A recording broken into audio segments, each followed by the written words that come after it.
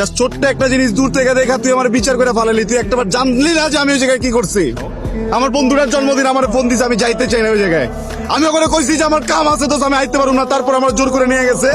আমি যাওয়ার আগে করে কইছি পর্যন্ত যে আমি কোনো কিছু খাইতে পারুম না, কারণ আমি মায়ের ছুঁয়া কসম খাইছি।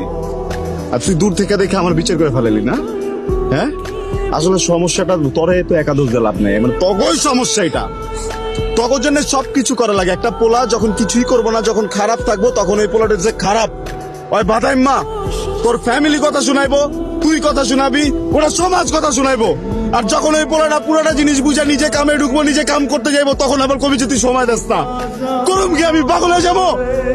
তখন মেয়ে মানুষের পাইতে হইলে এইটা করতে হইব, তখন মেয়ে মানুষের পাইতে হইলে ওইটা করতে হইব। আরে মেয়ে মানুষ পাইতে গেলে যদি এত কিছু করতে, তাহলে নায়িকা বিয়ে করুম। তুই কে তোর কি লেগা বিয়ে করুম? আমি ক আমি আমি আমি ভালো রাখতে পারবো না। আমি রাখুন না তোরা, ভালো যা। তোরা কি ভালো রাখবো? তুই জায়গা যা, তুই যা।